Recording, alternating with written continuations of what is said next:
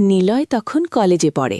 পড়াশোনায় খুব ভালো, শান্ত স্বভাবের ছেলে, কারো সাথে তেমন মেশে না। কলেজ আর বাসা এই দুটো জায়গা ছাড়া ও কোথাও যেত না। আমি, আমার স্বামী আর নিলয় আমরা শহরেই থাকতাম। ওর বাবা একটা প্রাইভেট কোম্পানিতে চাকরি করে। শুধু একটাই ব্যতিক্রম ছিল, পরীক্ষা শেষ হলেই নিলয়ের চাচা ওকে গ্রামের বাড়িতে নিয়ে যেত, কয়েকদিন রেখে আবার শহরে দিয়ে যেত। এভাবেই সবকিছু স্বাভাবিক চলছিল। কিন্তু একদিন আমি খেয়াল করলাম নিলয় পাড়ার ছেলেদের সাথে মারামারি করছে, নিজে থেকেই ঝগড়া লাগাচ্ছে। ওই নিলয় যে একটা চড় খেলেও কিছু বলতো না, আজ সে নিজেই হাত তুলছে। আমি জিজ্ঞেস করলাম, তুই এমন করছিস কেন? নিলয় শান্ত গলায় বলল, চাচা বলেছে এই সময় বেশি নরম হলে চলবে না, কেউ কিছু বললে ছেড়ে দেওয়া যাবে না, সবসময় গরম মেজাজ দেখাতে হবে। তারপর হঠাৎও বলল, ওই তো চাচা দাঁড়িয়ে আছে, দেখছ না তুমি? আমি তাকালাম, কেউ নেই। মনের ভেতর অজানা একটা ভয় ঢুকে গেল। কিন্তু ওর বাবাকে বললে সে বলল, ছেলে বড় হচ্ছে, এমন পরিবর্তন আসেই। আমি চুপ করে গেলাম। কিন্তু নিলয়ের আচরণ দিন দিন আরও অস্বাভাবিক হতে লাগল। এক রাতে ঘুমের মধ্যে হঠাৎ নিলয়ের চিৎকার শুনলাম। আমি আর ওর বাবা দৌড়ে ওর ঘরে গেলাম। যা দেখলাম তা আজও ভুলতে পারি না। নিলয়ের চোখ দুটো লাল, গলায় একটা কালো দাগ। ও উঠতে যাচ্ছিল, ঠিক তখনই মনে হলো অদৃশ্য কেউ ওকে জোর করে বিছানায় চেপে ধরল। তারপর নিলয়ের মুখ দিয়ে বের হলো এক ভয়ঙ্কর কণ্ঠ, কে সব জেনে গেছিস?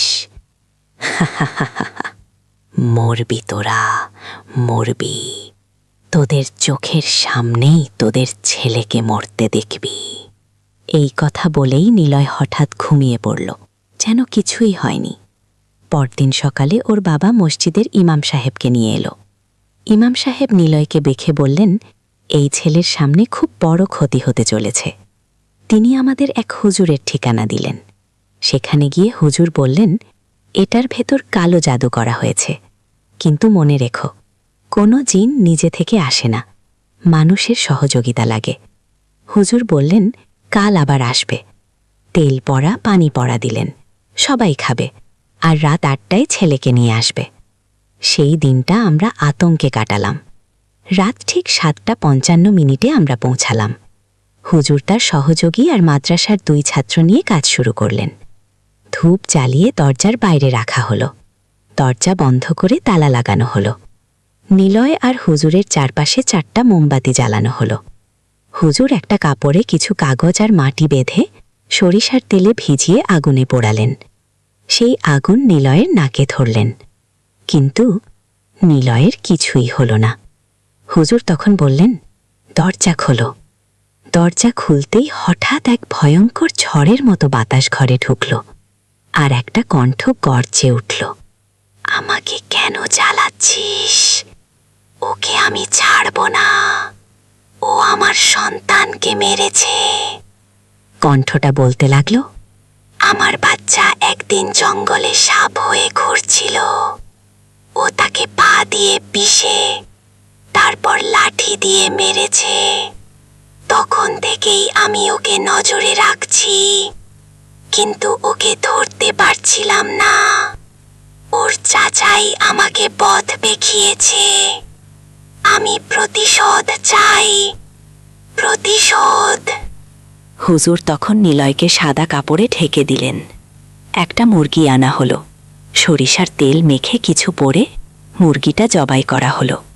তারপর ধীরে ধীরে নিলয় শান্ত হয়ে গেল। হুজুর বললেন, বিপদ কেটে গেছে। নিলয়ের চাচাই সম্পত্তির লোভে কবিরাজ দিয়ে কালো জাদু করিয়েছে। এই সুযোগে জিন ওকে কবজা করেছিল।